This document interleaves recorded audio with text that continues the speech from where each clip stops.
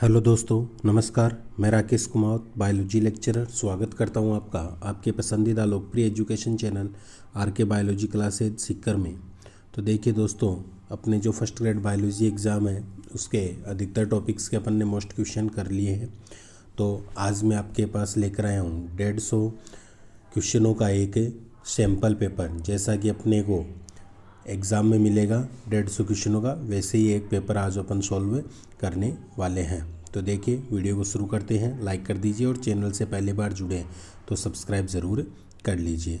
आज का first question देखिए। एक खरगोश बहुत तेज़ दौड़ता है और कुछ समय बाद थकान अनुभव करता है, क्योंकि कारण देखिए, पेशियों में लैक्टिक अम्ल बनता है, पेशियों में सक्सिनिक अम्ल बनता है, ऊर्जा की क्षति होती है, या उपरोक्त में से कोई नहीं। तो बताइए इसके अंदर क्या होगा। नॉर्मल सा क्वेश्चन है और ऐसे क्वेश्चन तो आएंगे भी। तो इसमें क्या होता है, पेशियों के अंदर क्या होता है, लैक्टिक अम्ल बनता है। क्योंकि क्या होता है कि अपन कम दूरी की तेज़ी से दौड़ लगाते हैं ना, या कठोर शक्ति अभ्यास करते हैं तो अधिक ऊर्जा दर की आवश्यकता होती है, और उससे क्या होता है कि शरीर के अंदर लैक्टिक का निर्माण होता है। इसलिए क्वेश्चन नंबर फर्स्ट, पेशियों में लैक्टिक अम्ल बनता है जिसके कारण बाद में थकान का अनुभव भी होता है। अगला क्वेश्चन देखिए, सेकंड नंबर का जो क्वेश्चन है, निम्नलिखित में से किस प्रोटीन में आयरन होता है। Alpha globulin, gamma globulin, ferritin या एल्बुमिनस। तो इनमें से कौन सी प्रोटीन में आयरन पाया जाता है। तो आयरन होता है मुख्य रूप से अपन माने तो फेरेटिन में होता है। फेरेटिन क्या है, गोलाकार प्रोटीन सम्मिश्र होता है जिसमें 24 प्रोटीन उप इकाइयाँ पाई जाती है, और ये प्रोकैरियोट्स तथा यूकैरियोट्स दोनों में पाए जाने वाला एक अंतःकोशिकीय अपन मान सकते हैं कि प्रोटीन है। थर्ड क्वेश्चन देखिए, निम्न में से कौन सा जंतु संघ मोलस्का से संबंधित है। ग्लोब मछली, तारा मछली, रजत मछली या कटल मछली। तो इसमें अपन मानेंगे कि संघ मोलस्का से संबंधित कौन सी है, कटल मछली है। जो कटल फिश है ना, वह सिपिडा गण के समुद्री जीव होते हैं। इनका वर्ग होता है सेफेलोपोडा होता है। और वैसे देखा जाए तो अपन मानते हैं कि कटल फिश जो है वह मछली नहीं है, बल्कि एक क्या होता है, मोलस्क प्राणी अपन इसे मानते हैं। अगला क्वेश्चन देखिए, फिर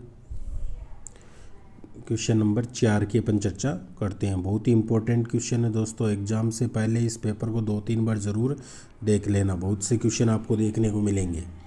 इनमें से कौन सा अलग है, guinea worm, hookworm, ringworm या फ्लैट वर्म। तो इनमें से अलग अपने को बताना है यहाँ पर। तो देखिए, किसी कवक द्वारा होने वाला त्वचा संक्रमण क्या कहलाता है, दाद या रिंगवर्म कहलाता है। दाद या रिंगवर्म के नाम से अपन इसे जानते हैं। जबकि जो गिनी वर्म होता है, हुक कृमि और फीताकृमि वगैरह, ये तो क्या होते हैं, परजीवी कृमि होते हैं। इसलिए इसका आंसर क्या कौन सा हो जाएगा, सी हो जाएगा। अगला देखिए, फिर 5 नंबर का क्वेश्चन की अपन चर्चा करते हैं। स्तनधारियों के भ्रूण की अतिरिक्त भ्रूणीय झिल्ली किससे उत्पन्न होती है। आंतरिक कोशिका द्रव्यमान से, ट्रोफोब्लास्ट से, फॉर्मेटिव कोशिका से या फोलिकल कोशिका से। तो ये किससे होती है, यह ट्रोफोब्लास्ट से होती है। बी ऑप्शन राइट हो जाएगा। अगला देखिए 6 नंबर, निम्न में से पितरस का गुण है। इसमें कोई एंजाइम नहीं होता, इसमें ट्रिप्सिन होता है, इसमें एंटेरोगेस्ट्रोन होता है, या इसमें ट्राइपोफ्लोमाइड होता है। इसका सही आंसर क्या होगा, इसमें कोई एंजाइम नहीं होता है। ये अपन मानते हैं, ए ऑप्शन राइट हो जाएगा। अगला क्वेश्चन देखिए 7 नंबर, कार्पस स्ट्राइएटम पाया जाता है। तो यह देखिए, पैरासील, डायोसोल, मेटासील या प्रमस्तिष्क गोलार्ध में। तो यह पाया जाता है प्रमस्तिष्क गोलार्ध में, अपन मानते हैं कि यह उपस्थित होता है। अगला क्वेश्चन देखिए 8 नंबर का, शहद जिसमें शुगर की मात्रा अधिक होती है विघटित नहीं होता है, क्योंकि कि शहद जो अपन मानते हैं शुगर की मात्रा अधिक होती है, इसमें सामान्य प्रतिओक्षीकारक होते हैं जो कि जीवाणुओं से इसकी क्या करते हैं, रक्षा करते हैं। इसलिए ए ऑप्शन जो होगा ना वह राइट हो जाएगा। आगे देखिए फिर, क्वेश्चन सारे इम्पोर्टेंट हैं, बस आपको अगर अच्छे लग रहे हैं तो वीडियो को लाइक शेयर ज़रूर कीजिए। 9 नंबर देखिए, कशेरू की हड्डी का मुख्य अवयव है, तो calcium phosphate, carbonate, sodium chloride, potassium hydroxide. तो बताइए कौन सा सही होगा। तो बिल्कुल इसका आंसर होगा कैल्शियम फॉस्फेट। 9 का ए नंबर जो है वह सही होगा। अगला देखिए भाई 10 नंबर, रेड टाइड होता है प्रोटोजोआ द्वारा, प्रवाल द्वारा, डाइनोफ्लेजिलेट्स द्वारा या इन सभी के द्वारा। तो जो रेड टाइड होता है ना वह होता है डाइनोफ्लेजिलेट्स के द्वारा होता है। सी ऑप्शन जो होगा वह राइट होगा। डाइनोफ्लेजिलेट्स जिसे अपन मानते हैं कि घूर्णी कशाबी के नाम से भी अपन इसे जानते हैं। अगला क्वेश्चन देखिए 11 नंबर का जो क्वेश्चन अपना, मनुष्य में प्रमस्तिष्क गोलार्ध का कौन सा भाग दोस्तों और परिवार के लोगों का चेहरा पहचानने का कार्य करता है। देखिए क्या शानदार क्वेश्चन दिया है। तो देखिए प्रमस्तिष्क गोलार्ध का कार्य क्या होता है कि यह भाषा, गणित, तर्क शक्ति इनके कार्य करता है। जो बायां प्रमस्तिष्क गोलार्ध होता है वह तो, और दायां प्रमस्तिष्क गोलार्ध होता है ना वह स्थान संबंधी योग्यता, चेहरों की पहचान करना, संगीत आदि का कार्य करता है। तो यहाँ पर अपने को चेहरे से संबंधित पूछा है तो दायां प्रमस्तिष्क गोलार्ध होता है। आगे देखिए 12 नंबर का क्वेश्चन, निम्न में से डीएनए की इकाई है क्रोमेटिन, यूक्रोमेटिन, गुणसूत्र या क्रोमेटिड। तो डीएनए की इकाई तो क्या है भाई, क्रोमेटिन होती है। केंद्रक में डीएनए प्रोटीन से बंधा होता है जो कि एक सम्मिश्र बनाता है, इसे अपन क्या कहते हैं, क्रोमेटिन के नाम से जानते हैं। अगला देखिए 13 नंबर, भारतीय लोगों के शरीर की वसा में डीडीटी की जैव सांद्रता होती है। डीडीटी की जैव सांद्रता अपन मानते हैं कि भारतीय लोगों के शरीर में 13 से 31 ppm तक मानी गई है। ए ऑप्शन जो होगा वह राइट होगा। अगला क्वेश्चन देखिए 14 नंबर, किस अवस्था में कोशिका द्रव्य विभाजन होता है। पश्चावस्था, पूर्वावस्था, मध्यावस्था या अंतरावस्था। तो यह सबको पता है कि यह कब होता है, कोशिका विभाजन क्रिया जो एनाफेज यानी कि पश्चावस्था होती है उसके अंतर्गत होता है।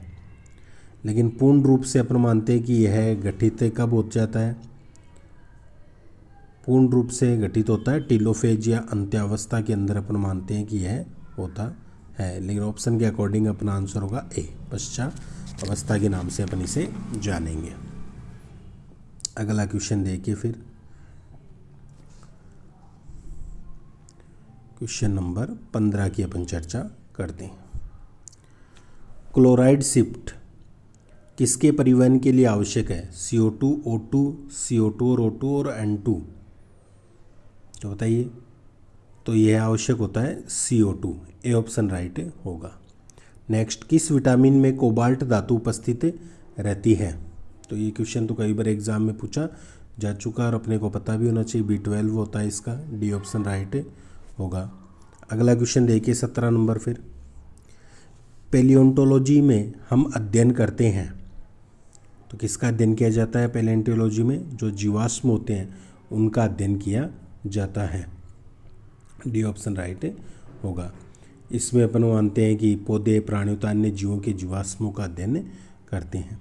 किस रुधिर वर्ग में ए और बी दोनों प्रतिरक्षी होते हैं। तो ए और बी दोनों अपन मानते हैं कि ओ के अंदर पाए जाते हैं। अगला देखिए, मनुष्य की त्वचा का रंग नियंत्रित होता है। तो ये होता है अनेक जीन के द्वारा यह होता है।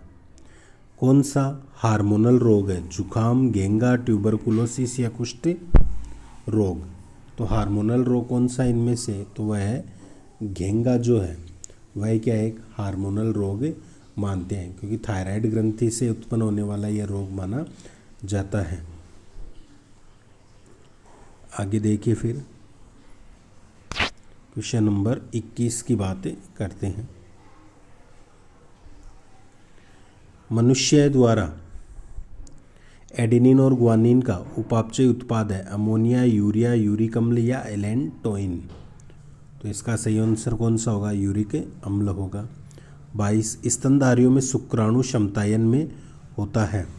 अब शुक्राणु समतायन में क्या होता है? अग्रपिंडक अभिक्रिया होती है। बी ऑप्शन राइट होगा। अगला देखिए फिर 23 नंबर का क्वेश्चन। विषाणु से संक्रमित शरीर की कोशिकाएं एक प्रोटीन बनाती है जिसे कहते हैं।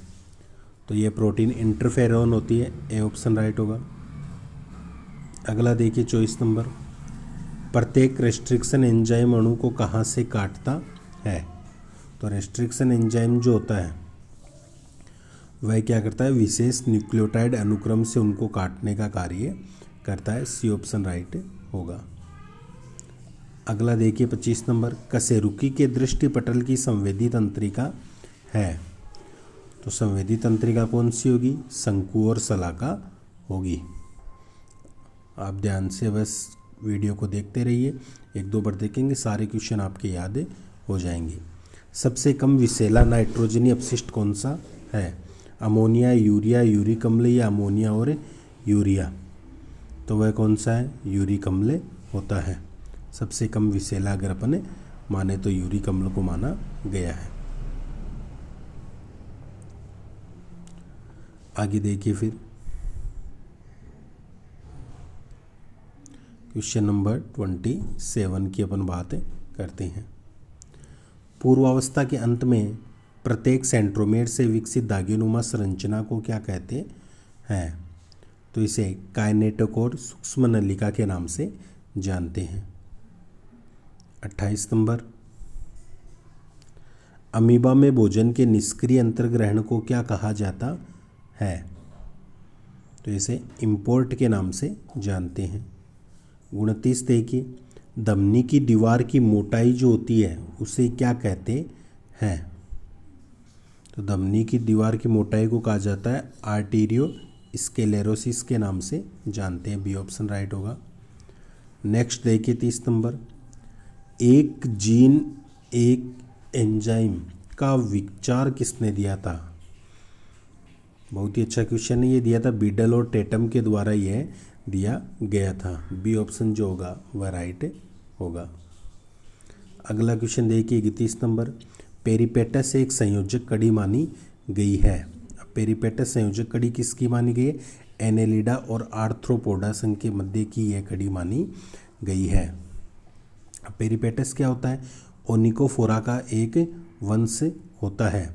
यह अकशेरुकी होता है जो अंडे देने की अपेक्षा जीवित शिशु को क्या करता है? जन्म देता है। इसे जीवित जीवाश्म के नाम से भी जानते हैं क्योंकि यह लगभग अपन माने तो 570 मिलियन वर्षों से अपरिवर्तित है।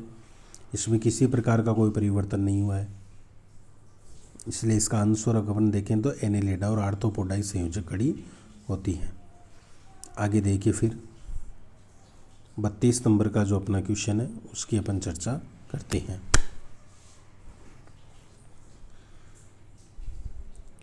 निम्न में से कौन सा एक सर्वव्यापी रोग है? तो सर्वव्यापी रोग यहाँ पर देखिए अमीबी अतिसार, हेपेटाइटिस, फाइलेरियसिस, इन्फ्लुएंजा। तो सर्वव्यापी रोग तो इन्फ्लुएंजा जुकाम से रिलेटेड है यहाँ पर, तो सर्वव्यापी होगा। तो डी ऑप्शन जो होगा वह इसका राइट हो जाएगा। अगला रेखित पेशियों के कोशिका द्रव्य तंतुखंड कहलाते हैं। तो उसे तो सार्कोप्लाज्म कहते हैं। सी ऑप्शन राइट हो जाएगा। 34 नंबर देखिए। एल्कोहल तंत्रिका तंत्र को निष्क्रिय कर देता है और कार्य करता है।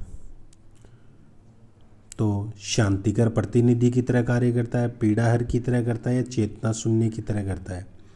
तो सारे कार्य करता है। तो डी इसका सही हो जाएगा, उपरोक्त सभी। आगे देखिए भाई 35 नंबर का क्वेश्चन है। बहुप्रभावी जीन के द्वारा बीमारी होती है। तो बहुप्रभावी जीन के द्वारा तो सिंड्रोम बीमारी होती है। ए ऑप्शन जो होगा वह राइट होगा। अगला रुधिर वर्ग ए बी समूह वाले मनुष्य का जीन प्रारूप प्रभाव दिखाई देता है जो कहलाता है। तो वह क्या होता है? सहप्रभाविता के नाम से अपन इसे जानते हैं। 36 का बी हो जाएगा।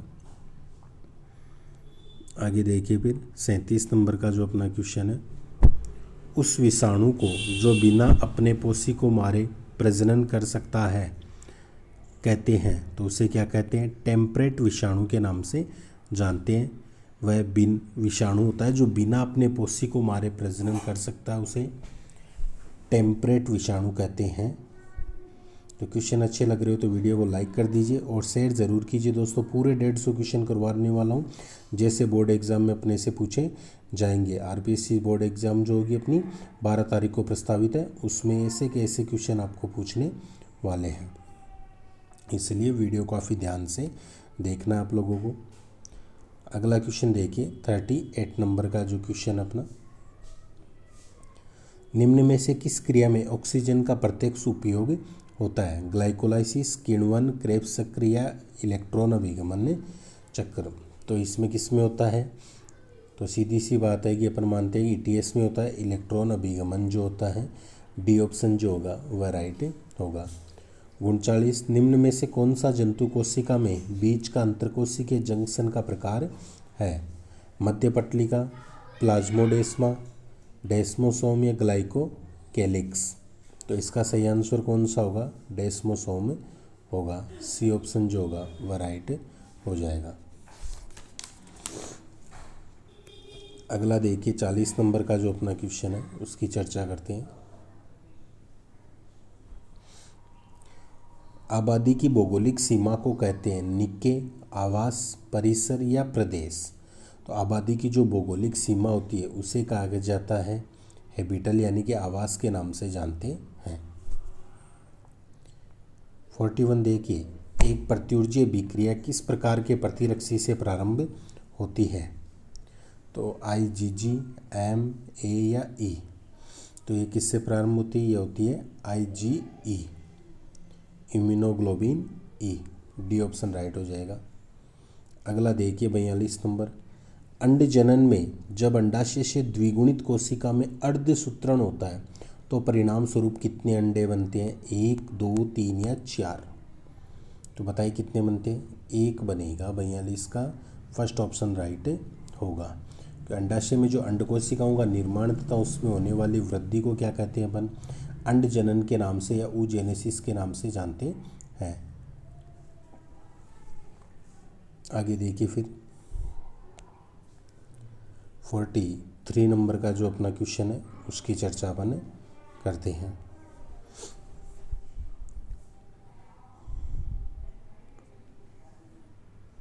ये देखिए 43 नंबर का क्वेश्चन, तंबाकू के धुएं में होता है CO2 हाइड्रोकार्बन्स और तार, CO2 और तार।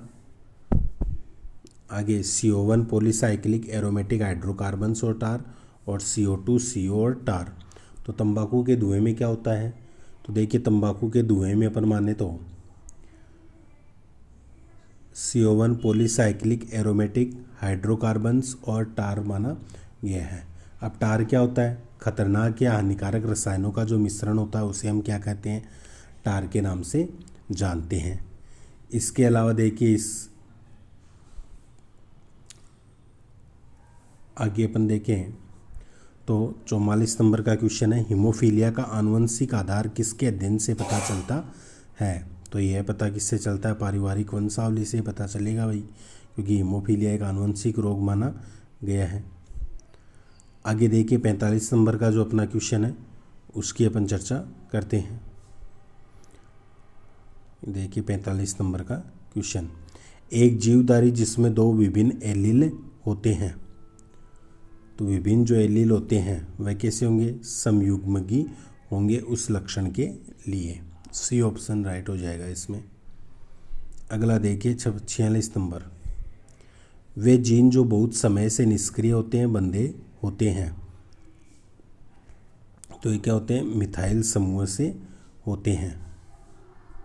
मिथाइल समूह से अपन मानते हैं बंधे हुए माने जाते हैं। 47 देखिए, मनुष्यों की शुक्राणु कोशिका गति करती है, तो शुक्राणु कोशिका फ्लैजिला या फ्लैजिलम के द्वारा गति करती है। आगे देखिए 48 नंबर का जो अपना क्वेश्चन है उसकी अपन चर्चा करते हैं। किस वर्गीकरण की श्रेणी में ऐसे जीवधारी आते हैं जो एक दूसरे से कम मिलते जुलते हैं? तो वो होते हैं क्लास या वर्ग। ए ऑप्शन राइट होगा। नेक्स्ट, विषाणु जो एक्वायर्ड इम्यूनोडेफिशिएंसी सिंड्रोम यानी कि एड्स फैलाते हैं वह परजीवीकरण करता है। तो वह कौन सी होगी? सहायक टी कोशिकाओं का करते हैं। सी ऑप्शन राइट हो जाएगा। अगला क्वेश्चन देखिए 50 नंबर का क्वेश्चन। प्राकृतिक चयन किस प्रकार के जीवधारियों पर कार्य करता है? तो ये करता है लक्षण प्रारूप पर। सी ऑप्शन राइट होगा। रेशम के धागे में जो प्रोटीन होता है वह कौन सा होता है? ये क्वेश्चन कई बार मैंने आपको बताया बार बार। रेशम के धागे में जो प्रोटीन होता है वह कौन सा होता है? फाइब्रोइन होता है। अब रेशम बोम्बिक्स मोराई, एंथेरिया, फ्लोसामिया से प्राप्त किया जाता है। रेशम में 2 प्रकार की प्रोटीन होती है। सबसे ज़्यादा तो कौन सी होती है? फाइब्रोइन होती है लगभग 75%, और दूसरी जो सेरेसिन होती है 25% तक पाई जाती है। और कोकून से रेशम प्राप्त करना प्रमाणतः पश्च कोकून क्रियाविधि कहलाती है। और मृत कोकून से धागा प्राप्त करना क्या कहलाता है? रीलिंग कहलाता है। ये भी अपने को ध्यान रखना है। अगला देखिए, अमीबा निम्नलिखित में से किस संघ का सदस्य? काफ़ी नॉर्मल सा क्वेश्चन है। प्रोटोजोआ संघ का सदस्य अपन इसे मानते हैं, लेकिन यहाँ वर्ग पूछ लिया जाए तो कौन सा होगा? सार्कोडाना होगा। आगे देखिए फिर 53 नंबर, वह व्यक्ति सार्वत्रिक दाता कहलाता है जिसका रुधिर समूह होता है। सार्वत्रिक दाता अपने को पता है कौन होता है भाई? ओ को अपन मानते हैं सार्वत्रिक दाता। आगे देखिए फिर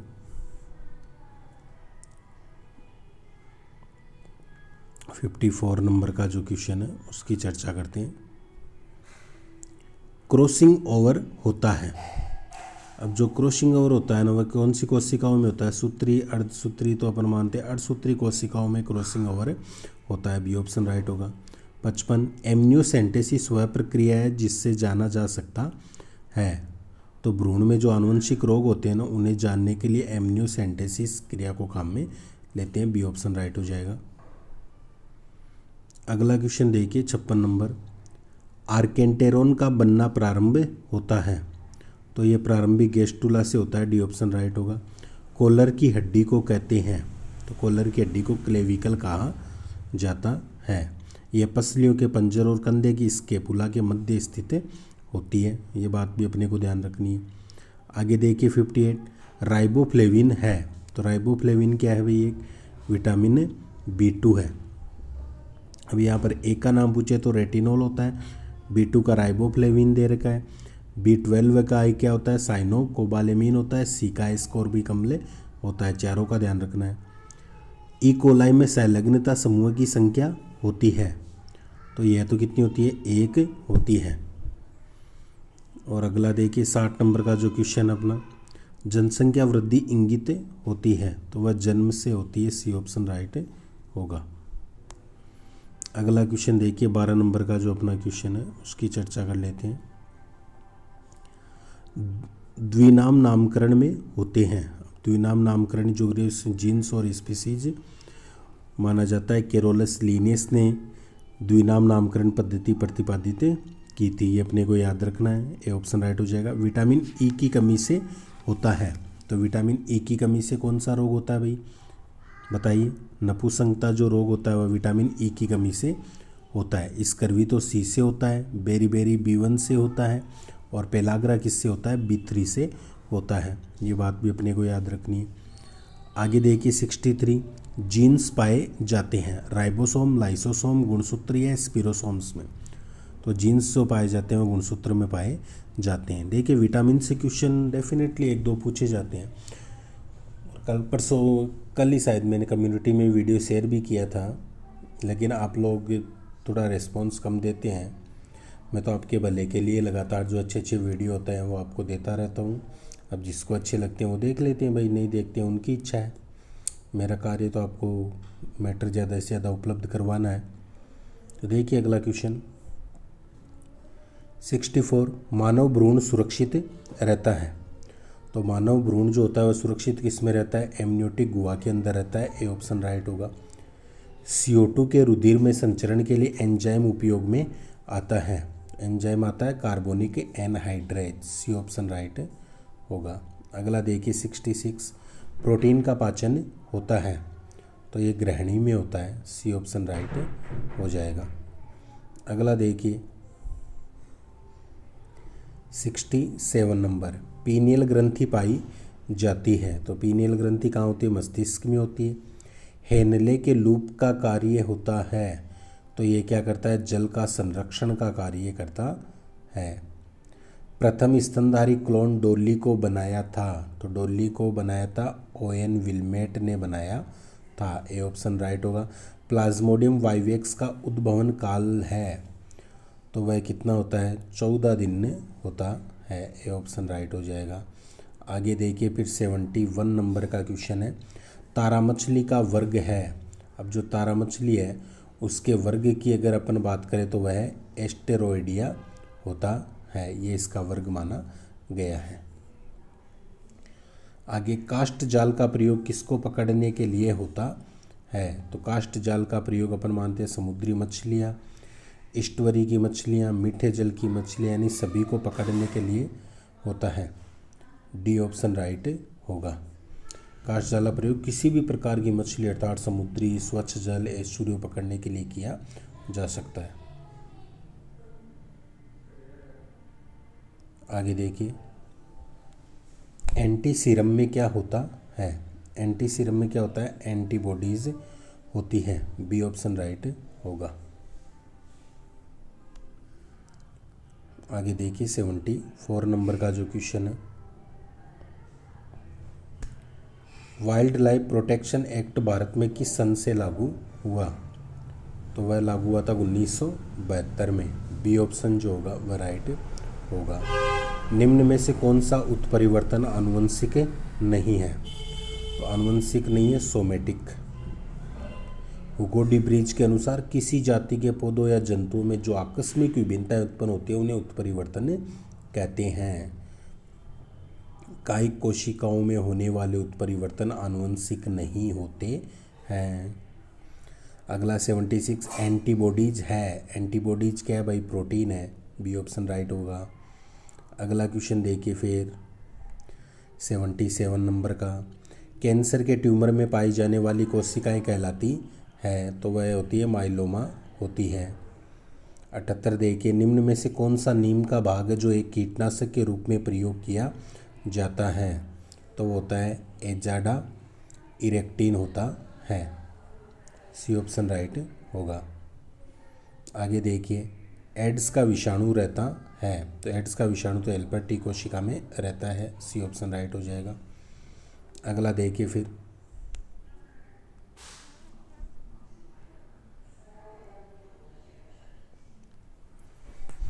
कब्जा संधि पाई जाती है। अब जो कब्जा संधि होती है वह ह्यूमरस और अल्ना के बीच में पाई जाती है। 81, जीनी इंजीनियरिंग में कौन सा एंजाइम जैविक कैंची का कार्य करता है? तो वह रेस्ट्रिक्शन एंजाइम करता है, डी ऑप्शन राइट हो जाएगा। अगला देखिए 82, भारत में जनसंख्या समस्या का सबसे उत्तम समाधान है, तो होता है जन्म दर घटाना। कौन सा लक्षण केवल स्तनधारी वर्ग में पाया जाता है? तो इनमें जो पेशीय मध्यपट होगा, ए ऑप्शन राइट होगा।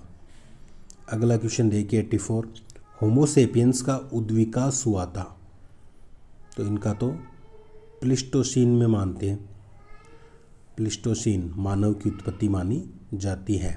और प्रथम होमोनिड की उत्पत्ति पूछे तो प्लियोसीन होगा, ध्यान रखिए लीजिए इसमें। और वानर के समान प्राइमेट्स की उत्पत्ति पूछे तो ओलिगोसीन होगा।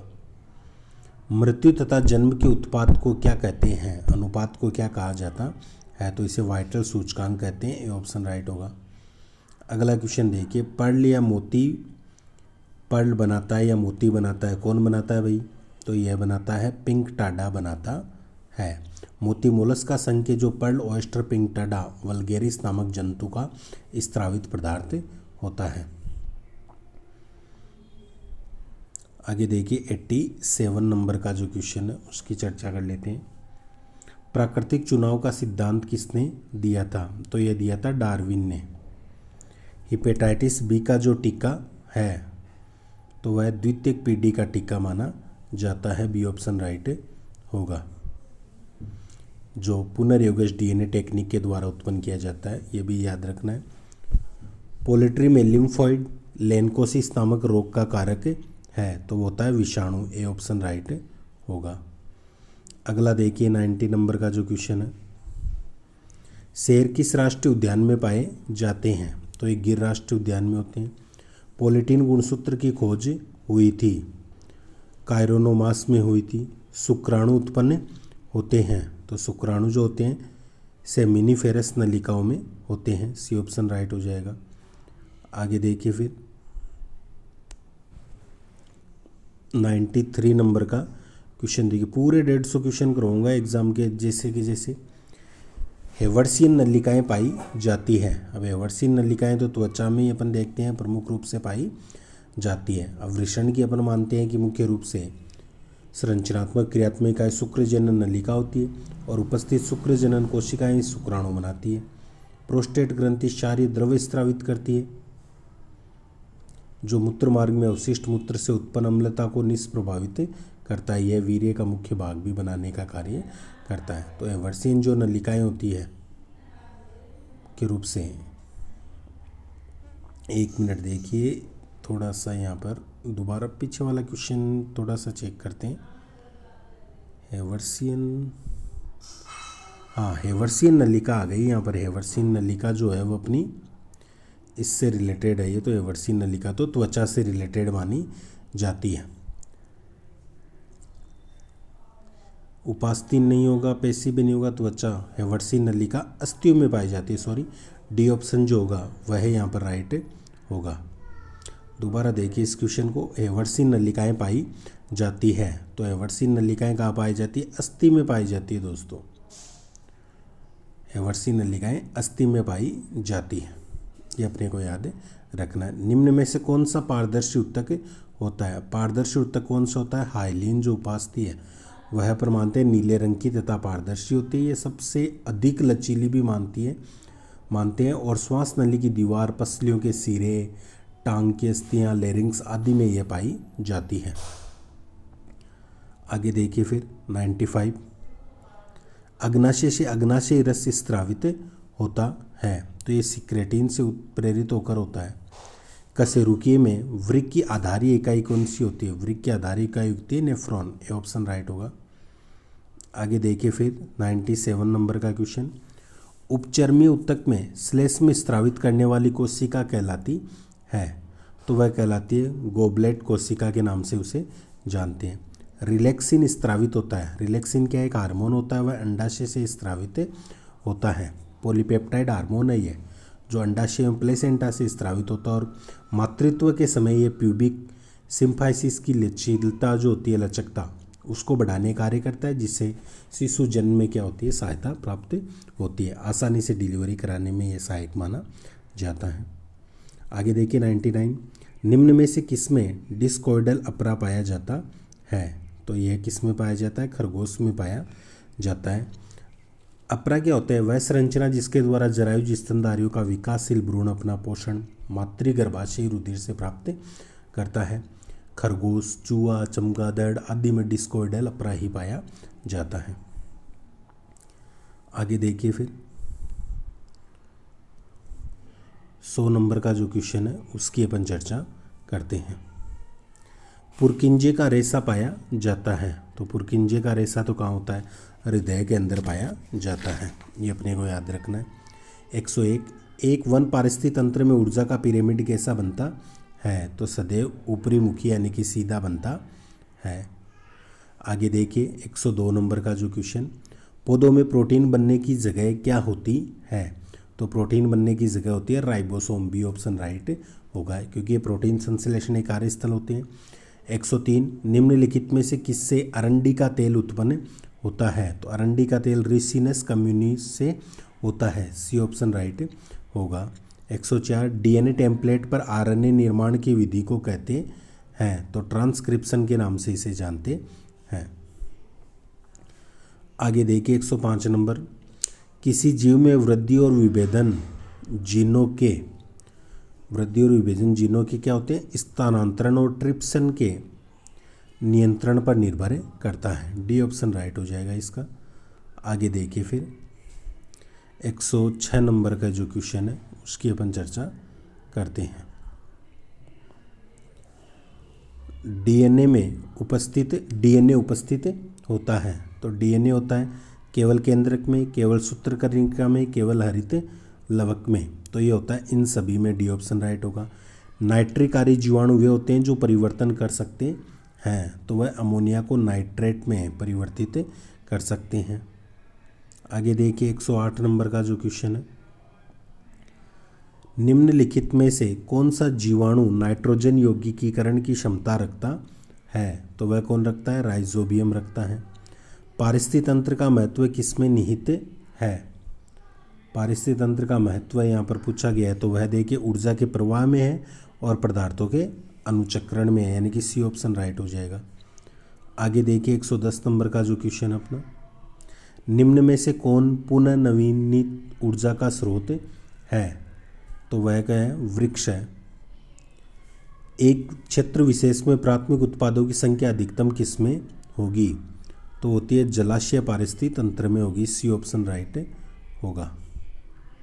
आगे देखिए फिर 20 नंबर की फाइल खोलते हैं और क्वेश्चन नंबर 112। नेपेंथिज एक है। नेपेंथिज क्या है भाई? एक प्राथमिक उत्पाद है, उपभोक्ता है। तो इसके अंदर अपन मानेंगे दोनों सही होगा। सी ऑप्शन जो होगा वह राइट हो जाएगा। यह क्या है? कीट बक्षी पौधा है नेपेंथिस। क्लोरोफिल की उपस्थिति के कारण ये अपना भोजन स्वयं बनाता है, जबकि नाइट्रोजन की आवश्यकता की पूर्ति के लिए ये क्या करता है? कीटों को पकड़कर उनका भक्षण करता है। इस प्रकार ये उत्पादकता उपभोक्ता दोनों का कार्य करता है। 113 पादपों में रोग पैदा करने वाला सूक्ष्म जीव कौन सा है? तो वह कौन है? कवक द्रव्य है। आगे देखिए 114 पायरुविक अम्ल के एक अणु से एसेटिल कोएंजाइम ए के अणु बनने में कितने एटीपी लगते हैं? तो इसमें लगते 3 एटीपी। एंडोसल्फान है एक है। तो एंडोसल्फान क्या है भाई? पीड़कनाशी है। आगे देखिए फिर 116 नंबर, बेंडिंग किस प्रकार के अध्ययन में प्रयोग किया जाता है? तो ये होता है क्रोमोसोम मैपिंग में। सी ऑप्शन राइट होगा। अगला क्वेश्चन देखिए फिर 117 जंपिंग जीन के आविष्कार के लिए नोबेल पुरस्कार निम्न में से किसे प्राप्त हुआ था? तो नोबेल पुरस्कार प्राप्त हुआ था बारबरा मैक्लिंटोक को। बी ऑप्शन जो होगा वह राइट होगा। फाइटोक्रोम की खोज किसने की थी? तो गार्नर व अलार्ड ने यह खोज की थी। 119 पार्श्व विभजोतक किसके लिए उत्तरदायी होता है? तो मोटाई में वृद्धि के लिए होता है। 120 देखिए किसी विलियन में ऑक्सीजन का परीक्षण किसके द्वारा किया जाता है? तो यह अविना सेटाइवा शिखर परीक्षण होता है। 21 विकास के परिप्रेक्ष्य में समय के साथ होने वाले परिवर्तनों में निम्न में से क्या शामिल है? रूप, दर, अनुक्रम या सभी? तो सारे ही होंगे। डी ऑप्शन राइट होगा। आगे देखिए फिर क्वेश्चन नंबर 122 एकीकृत छात्र केंद्रित अधिगम के लिए पाठ्यक्रम में निम्नलिखित में से क्या लाभकारी नहीं है? तो खोज, सक्रिय अधिगम का ह्रास नहीं है। 123 वह विचारात्मक प्रक्रिया जिसमें नूतन, वास्तविक तथा उपयोगी अवधारणाओं का प्रस्तुतिकरण निहित है कही जाती है? तो वह क्या कही जाती है? रचनात्मकता कही जाती है। ए ऑप्शन राइट हो जाएगा। अगला क्वेश्चन देखिए 124 बुद्धि का कौन सा सिद्धांत सामान्य बुद्धि जी और विशिष्ट बुद्धि है इसकी उपस्थिति का समर्थन करता है? तो यह होता है स्पीयरमैन का द्विखंड का सिद्धांत। आगे देखिए 125 नंबर का जो क्वेश्चन है,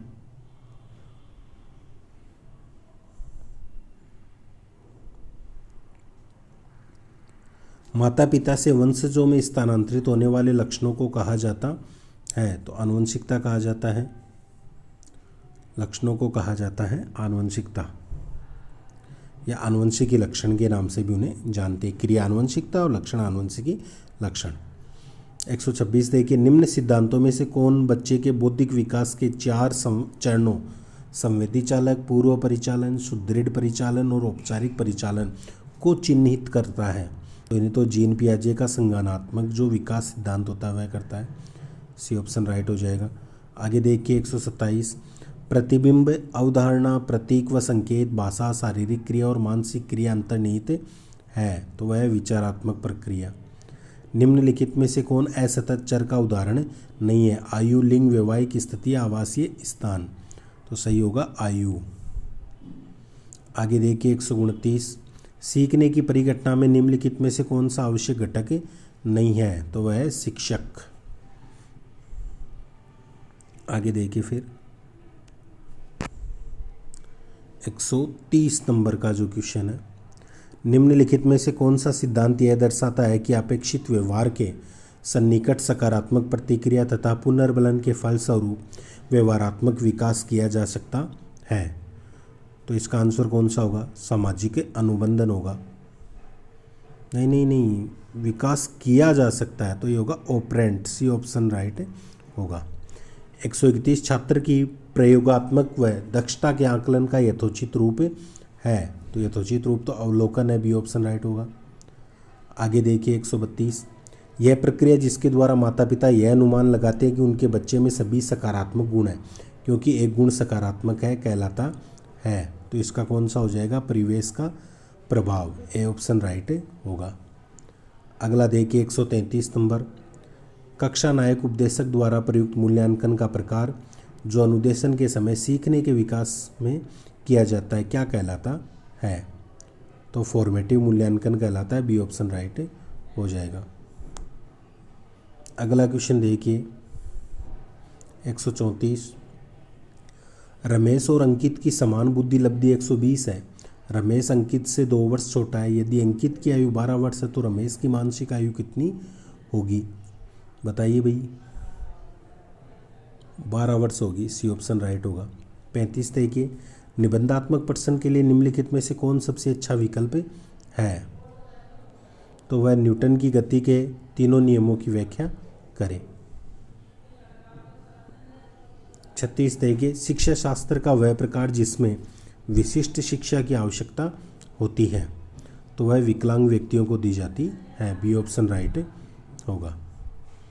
अगला क्वेश्चन देखिए 37, कक्षा में प्रभावी व्याख्यान देते समय एक अध्यापक जो होता है वह क्या करता है? सार्थक शारीरिक हाव भाव को समावेशित करता है। बी ऑप्शन राइट होगा।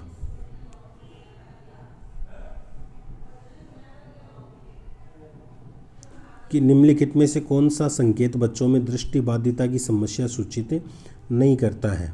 तो वो होता है दिशा निर्देश के अनुसरण में समस्या। मीडिया का एक उदाहरण जो अधिगमकर्ता को प्रत्यक्ष प्रस्तुतिकरण के द्वारा अधिगम में सहायक होता है, तो वह होता है शैक्षिक टेलीविज़न। ए ऑप्शन राइट होगा। अगला 40 नंबर, वाकबाधित बच्चों का विकास किया जा सकता है उनको कक्षा में अपने विचार को प्रदर्शित करने के लिए प्रोत्साहित करके। विद्यार्थियों के साथ संप्रेषण का अर्थ क्या होता है? तो संप्रेषण का अर्थ होता है विचारों का आदान प्रदान। आगे देखिए फिर 142 नंबर का जो क्वेश्चन है, प्रतिभाशाली बालक। तो प्रतिभाशाली बालक क्या करते हैं? कम समय में ही अभिप्रेरण का अनुसरण करते हैं। कौशल को सीखने में पहली अवस्था होती है, तो कौशल को सीखने में पहली अवस्था तो कौन सी होती है? अनुकरण होती है। डी ऑप्शन राइट होगा। मंद अधिगमकर्ता जिनकी शैक्षिक उपलब्धि सामान्य योग्यता से कम रह जाती है कहे जाते हैं पिछड़े कहे जाते हैं। आगे देखिए फिर, निम्नलिखित में से कौन मूर्तवाचक अवधारणा का उदाहरण नहीं है? तो योग्यता, कुर्सी, बल और गति, तो ए योग्यता नहीं। पढ़ने की वह टेक्निक 146 देखिए, पढ़ने की वह टेक्निक जिसका उपयोग तालिका में स्थित शब्दावली तथा प्रसंग में किया जा सकता है कहलाता है की रीडिंग, री रीडिंग, स्कैनिंग या स्किमिंग, तो ये कहलाता है स्कैनिंग। 147, निम्नलिखित में से कौन पुनर्बलन का उदाहरण है? अब पुनर्बलन का जो उदाहरण है वह कौन सा है? सुनील, तुमने सही कहा। डी ऑप्शन राइट होगा। अगला देखिए 148। हम सभी में आवश्यकता के अनुसार अभिप्रेरणा की शुरुआत होती है। छात्र की वह आवश्यकता जिसे उसको सर्वप्रथम पूरा करना चाहिए संबंधित है सम्मान, शारीरिक, सामाजिक और आत्म अनुभूतिकरण। तो इसका सही आंसर क्या होगा? बी, यानी कि शारीरिक। 149 देखिए भारतीय विज्ञान शिक्षण सर्वाधिक प्रभावित रहा है। सर्वाधिक अपन मानते हैं प्रभावित रहा है, तो ये किससे प्रभावित रहा है? इंग्लैंड से रहा है।